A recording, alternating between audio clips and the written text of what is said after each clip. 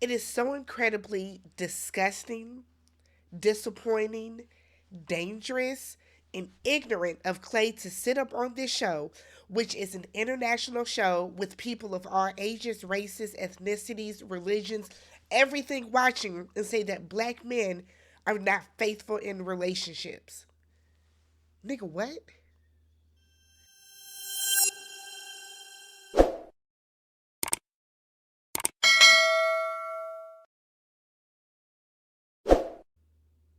What's up, y'all? Welcome back to the channel. I'm Tammy. This is Tammy Talks. We are back. I'm still sick. Went to the urgent care. Been eating the spicy foods. Got the decongestant. We're gonna try. We're gonna try. But I appreciate all of you that have been thugging this out with me.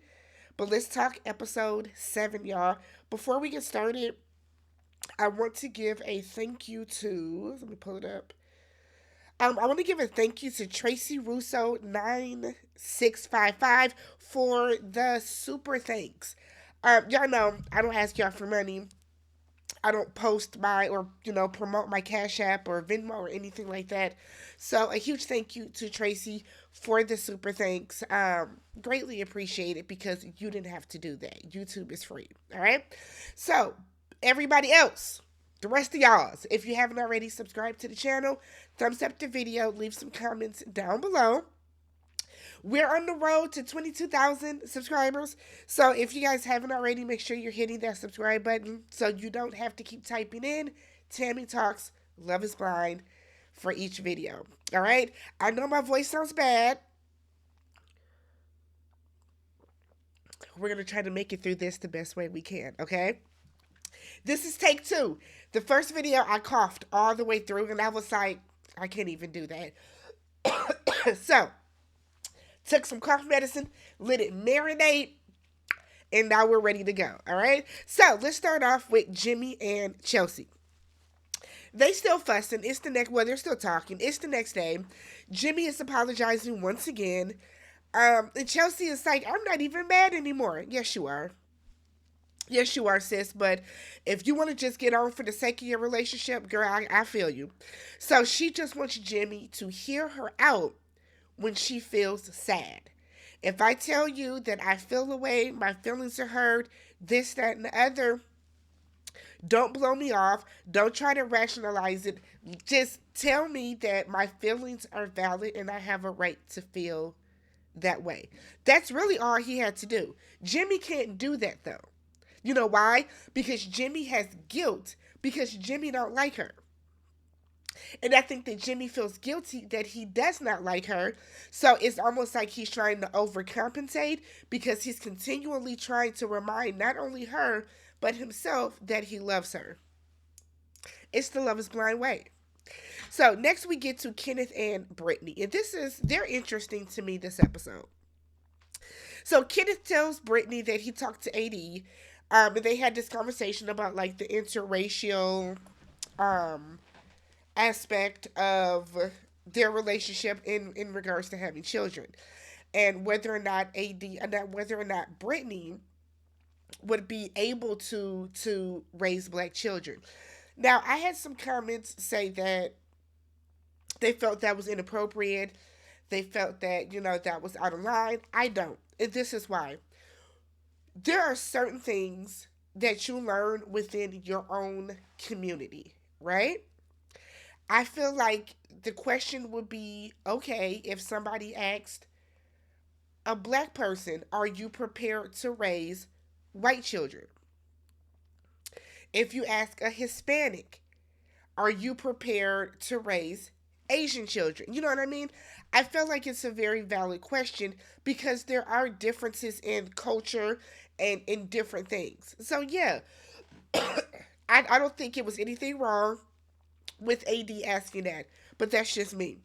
So Brittany said she don't have a problem with it either, as long as it was an intentful, respectful conversation that stemmed from their black excellence. I said, oh, happy Black History Month, okay?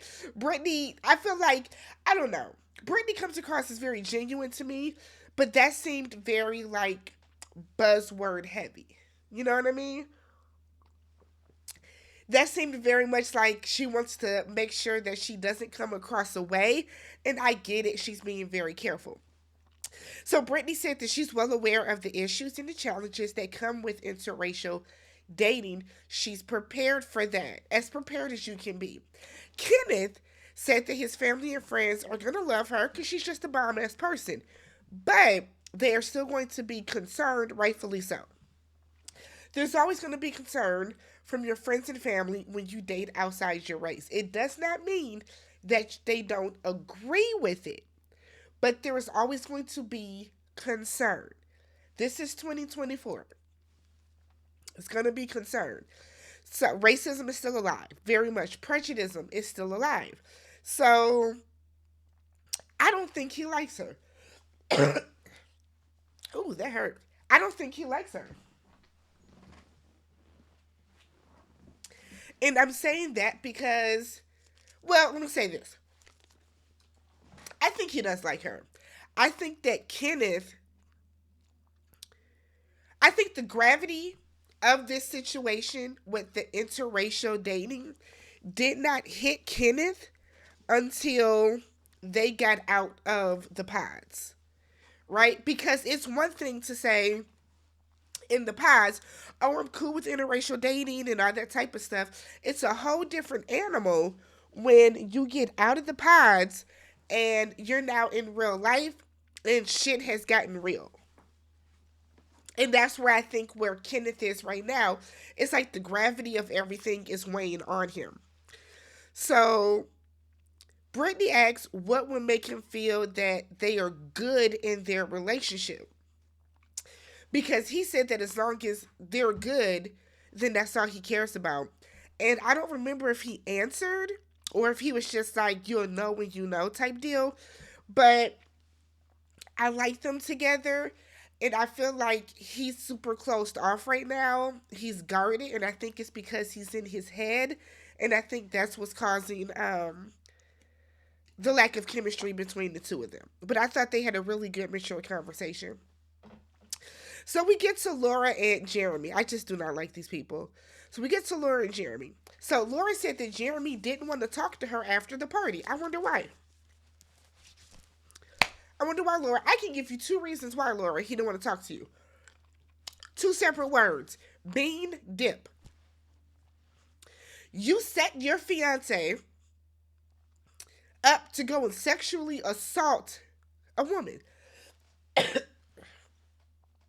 And it's important to point out that she's a black woman because he's a white man. And the implications that come with that. Why are you shocked he didn't want to talk to you? So apparently he slept on the couch. So Laura said that she was triggered and that she only told Jeremy to bean dip as a joke. Here's the thing. If Jeremy would have went up to AD, let's say he went up to AD and he did the shit, right? And AD did not care, right? And let's say she didn't care. So let's say if he would have went up to AD and did it, right? And AD laughed at it. And she's okay with it. Laura would not be saying it was just a joke. She wouldn't be upset that she told him. I just feel like she's the catalyst behind this entire thing. She got everything overhyped for no reason. You should have never told him to go do it. The real thing is that Laura is embarrassed because she thought that AD would be with the shits with her and she wasn't. So he then tells her, Jeremy, that he was just embarrassed that he handled things wrong. I don't think Jeremy handled anything wrong. Maybe sleeping on the couch, but whatever. So she was like, not to be dramatic, but if somebody would have asked me yesterday if I thought we were getting married, I would have said yes. If somebody would have asked me this morning, I would have said, I don't know. Girl, shut up. So then Jeremy, who I think talks kind of condescending, maybe it's just me, but he's like, well, I just have to really deal with things the way that I deal with things. And you know what? It's like, shut up, both y'all. I don't like y'all. Next couple.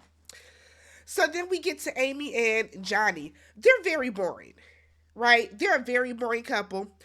I think that they're not going to make it. They're not going to last. They're not going to work because she said that she wanted an ethnic man for a reason. I think her family is expecting her to have an ethnic man, and I think that that is weighing on her. And I think that she is going to let that stress her out, and she's going to let that keep her from having like a good relationship with Johnny. But she said her love grows for him every day. Um, and she just feels that everything is going great, which makes her nervous. She's ready for the other shoe to drop. It's gonna drop, girl. Don't worry. It's coming. It's gonna drop. Don't even worry, sis. So next up, Kenneth and Brittany. Kenneth and Brittany were a lot this episode. I'm gonna say that. So they're out on the boat, and Kenneth don't talk. He doesn't talk now. We don't know why. We don't know what happened, but he does not talk. So Brittany is like, I feel so happy, and he's like, me too. And then we get this from them while they're sitting on the boat.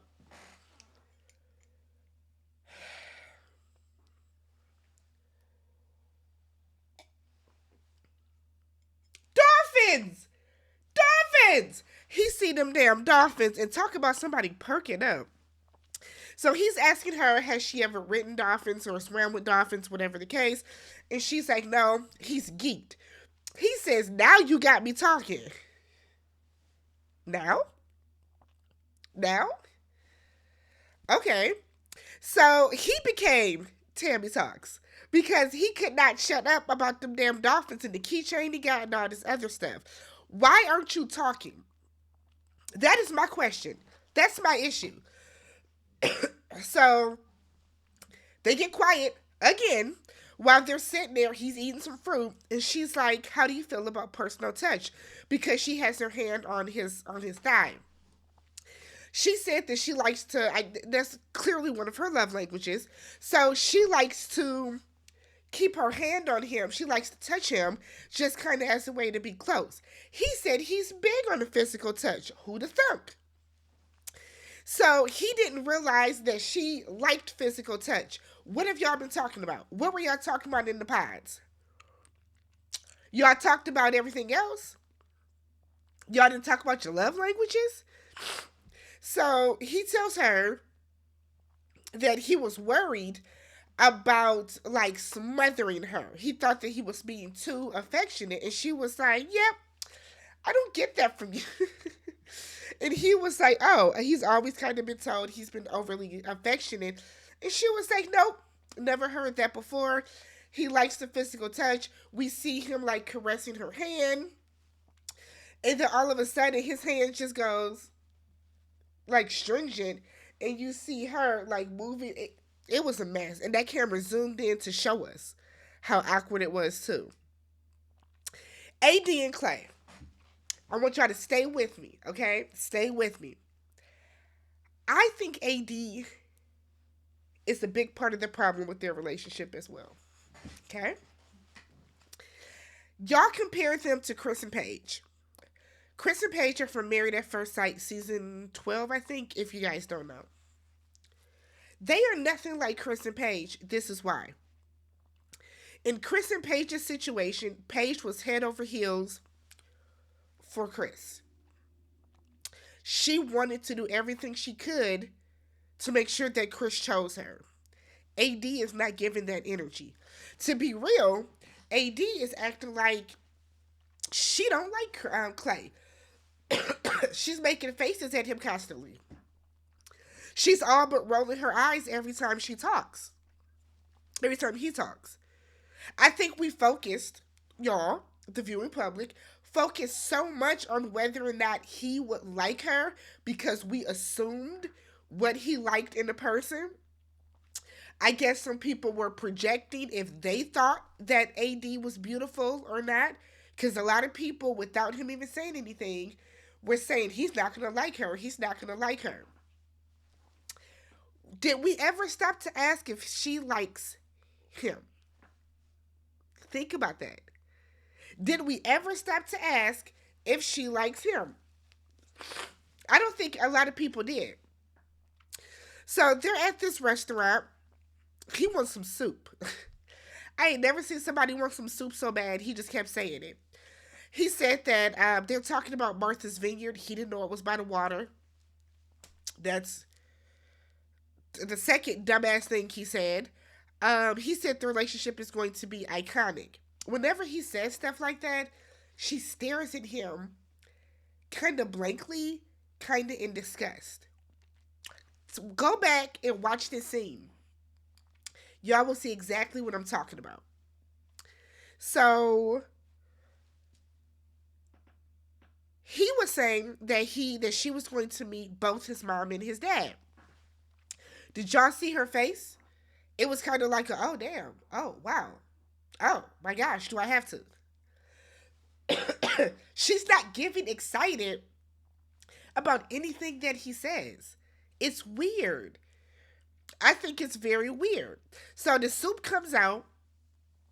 She like stares at him while he eats. Now he did pick up that bowl and slurp it up like a dog. But it's like she is like just disgusted with him as a person. And truth be told, he hasn't really done anything. Like if we're being fair, he hasn't really done anything. She doesn't like him. So when he got done, he started to stack up all the dishes. Now, if I'm out with people, I have never been out with people and we haven't done the same thing. If we got plates and shit around, why wouldn't we just stack them up so that when the waiter comes by, they can just take them and go? She seemed bothered by the fact that he did that. It didn't bother me that he did that. Maybe because I do it too. Not to the effect that he did, like how meticulous he was, but we have definitely combined all the chicken bones or whatever into one plate so we can stack them up so that the waiter doesn't have to come and reach over everybody. Excuse me, can I grab that? Excuse me, thank you. I'll take this. And then I'll take this. And then now they're balancing all this stuff in front of you. We've all done it before. I thought that was weird. Y'all, please go back. If y'all don't watch anything else, go back and watch that particular scene again. Their dynamic is off. It is not solely on the back of Clay. Just for this scene. He then switches up and tells her he's worried about letting her down. She takes that to mean that he's going to let her down. And he's like, that's not what I'm saying. I'm saying, I'm worried that I'm going to let you down. She asks what just happened. She's confused. What just happened with you, AD? You were making all types of faces at him. I'm watching him a little more closely now. I am. I'm watching him a little more closely. We get to beach day, which was boring. I thought usually we get like a bigger splash. But some things we find out are that Chelsea, Laura, and AD have all had sex with their respective fiancés. Jimmy tells AD, maybe that's why AD ain't feeling it. Maybe the sex wasn't good. Jimmy tells AD that Chelsea made him feel awkward, but it helped their relationship. So AD is like, I'm glad that, y'all ogling over my ass can help your relationship. AD is more flirtatious with Jimmy than she could ever be with Clay. Put it on the sticky, y'all. Laura starts talking to Johnny and she tells him that she can tell they are knocking boots already. Talking about him and Amy. Laura, why is that any of your business? On top of that, why wouldn't you go talk to Amy about that? Why are you talking to the man? That's wild to me. Something about Laura just ain't. Something about her just ain't right. So Johnny tells Laura, no, we're taking it slow because Amy is not on birth control. Johnny said he don't want no accidents coming, okay? We don't want any premature children to be born. He said if she's not on birth control, condoms break. Condoms are only, 99.98% effective. He doesn't want to risk it. They then talk about birth control. Johnny thought that everybody was on birth control. Laura explains to him the different reasons that a woman might not be on birth control. That never crossed Johnny's mind. A lot of ignorant people on here. Jeremy apologized to AD for the bean dip. Tells her that he almost left because he was so upset about it. AD is okay with it. She's cool. AD's cool with it. Jeremy tells her how, Clay is a good guy, but he shuts down and he gets in his zone. When he gets in his zone, you got to kind of give him space. So AD is like, what? Okay, I keep hearing this. And he's like, I haven't talked to him, but like, we would see it in the pods where he would just all of a sudden, he would just get super like into himself. He would get super into himself, and we didn't know what the issue was. He would just lock into a zone. So AD hears this. So now she's like, okay, bet. Because now she feels like a weight is lifted off her shoulder because she no longer feels as if she is the problem. I said, okay. Jeremy then goes to talk to Amy. He starts comparing Laura to Sarah. Why? Why are you doing that to Amy? So he tells her that he picked Laura because he knew that Laura would be the one to put him in his place. He knew that Laura would be the one that if there was an issue, they would be able to handle the shit. With Sarah, with Sarah, he said that they had so much fun, he never got to see that serious side of her, so he doesn't know how she would do in conflict. But he still wants to meet her. Why? On this show, whenever you have people that want to meet the person they did not pick, it's only for one reason. You are not happy with the person you picked. If I came on this show and I'm talking to I don't know, David, right? And me and David are rocking and I'm cool with David and we have a connection. And then I meet Aaron, right? And then me and Aaron are rocking. And it's, for me, it comes down to Tyler. Did I say Tyler? David. Then it comes down to if it's between David and Aaron, I decide to pick Aaron. I don't care how David looks. I don't care to meet David. You know why? Because I'm locked in with Aaron. And that's the part that's where so many of these people go wrong. You're not picking your gut. Y'all aren't picking the person that you're naturally gravitating towards. You're picking the person that you think is the safe, more mature option. And that's why he picked Laura. Jeremy saw Laura as the safer, more mature option. He felt that's who he should have picked when his gut was telling him to pick Sarah. Meeting her is going to be a mistake. We get Chelsea and Jimmy. They are saying how much fun they had the past week. He said that his least favorite part was when he bit his lip from eating too fast. Chelsea don't like that answer. She expected him to say the arguing. He said his favorite part was when they were riding the ATVs.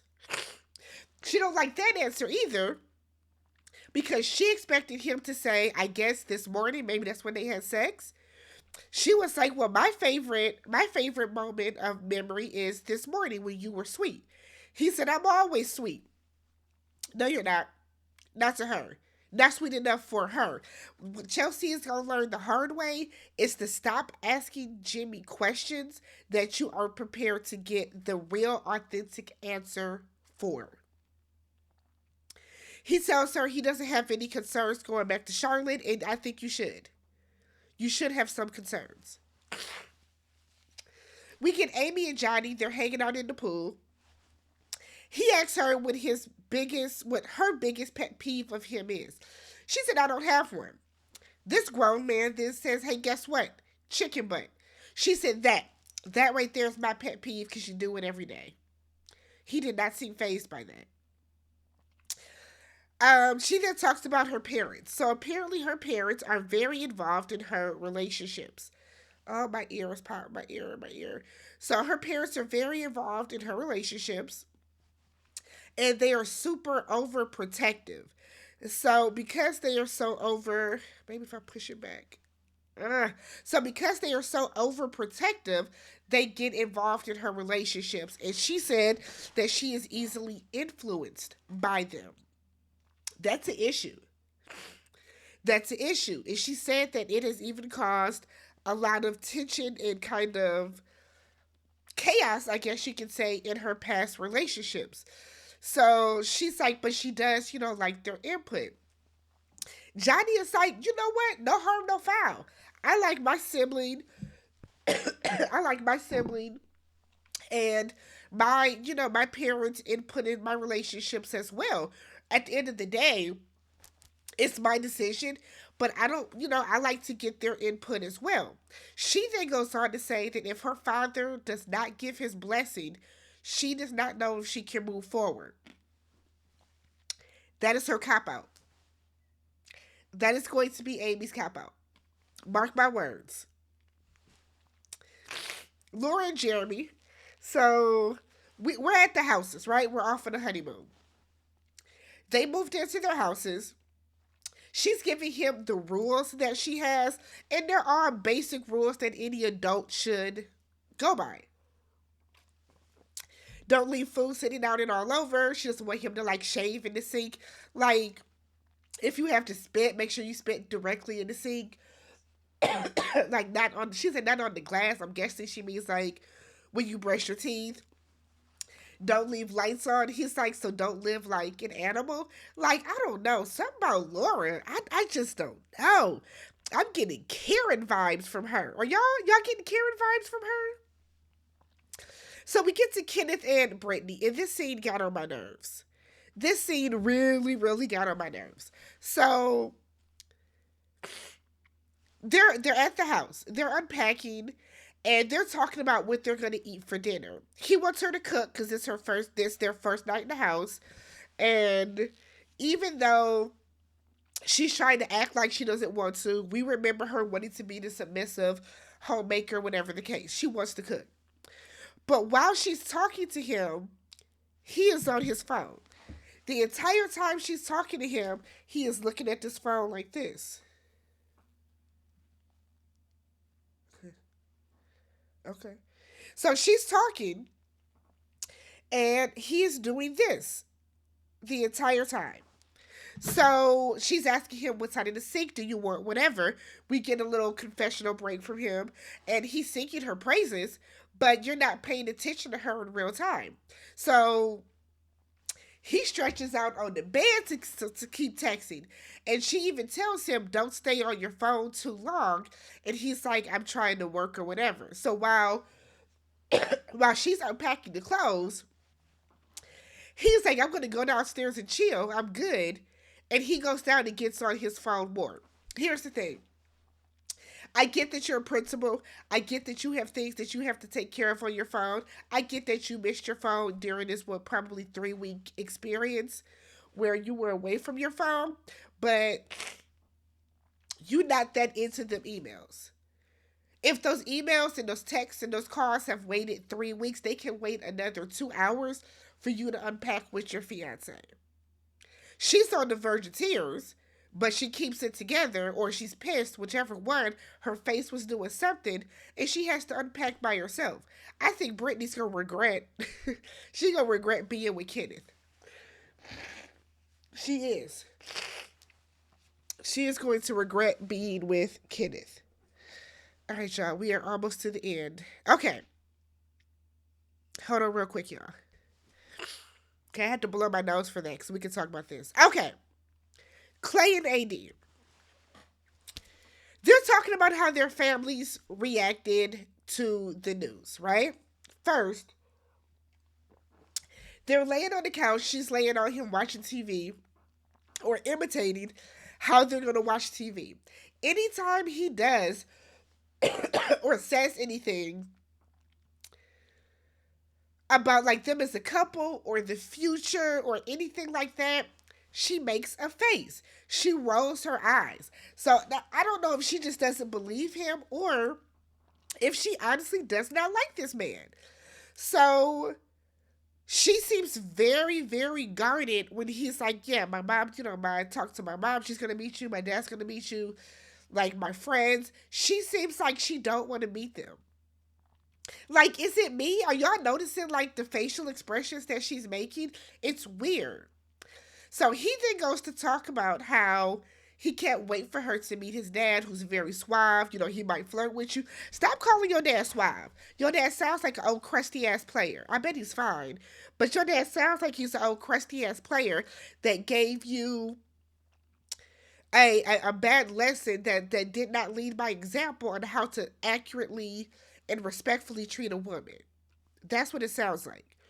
So he talks about how his dad used to cheat on his mom. Said that his dad would take him on some of these infidelity trips. So his dad would go on trips, I guess, to different states with the sole purpose to cheat and would take his son. Clay never told his mom about that. Said that, he never told anybody. Well, you just told the fucking world. Congratulations. So sorry for your mom, but you just told the world. He then goes on to say he's never seen a black relationship where the man is faithful. I was so disgusted by this. It's such dangerous rhetoric, right? I've said it before. I come from a two-parent family, right? Mom is black. My mom is mixed. My mom is black. Dad is black. They are still together 45 years later, right? No outside kids. No infidelity. My aunt and uncle, earlier this year, my mom's sister, they celebrated their, I think it's been 42, 43 years for them. No outside children, just my two cousins. Black love. It is so dangerous and disgusting and lazy and irresponsible for a black man to get on TV that is viewed around the world and say that he has never seen a black relationship where the man is faithful while talking to a black woman. Black people already have it where we are looked at as coming from broken homes, living below the poverty level, women having multiple baby daddies. That's the rhetoric, that's the narrative that is already placed upon us. So for you to get on TV because of your isolated circumstance and to put that on all the black men across the world is trash. Both sides of my family, I come from both my dad's side and my mom's side. People get married and stay the fuck married. Nobody's having outside kids. Nobody's having these huge scandals. So you can't go on and say that. He then says there are people like Will Smith and Diddy who he liked to look at. I don't even know what that even means. Like, I'm thinking he means that he likes to look up to, and they always have other women. Well, Diddy hasn't been married. And Will and Jada is just a terrible example. Why wouldn't your examples be Denzel Washington, who we don't hear about that shit with him? LeBron James, Sterling K. Brown, Morris Chestnut.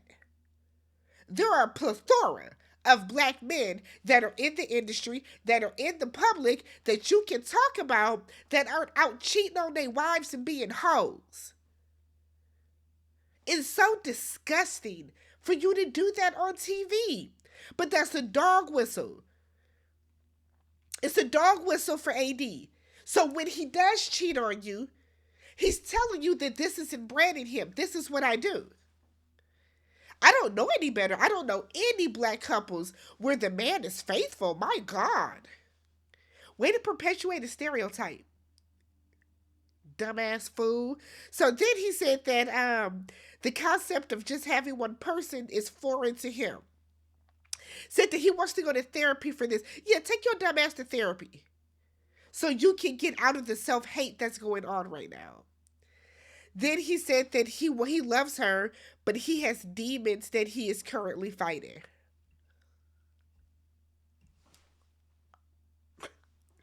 Let me know what y'all thought about this episode. If you haven't already subscribed to the channel, thumbs up the video. Thank you for sticking through my respiratory issues. I hope it's better for the next video. Peace.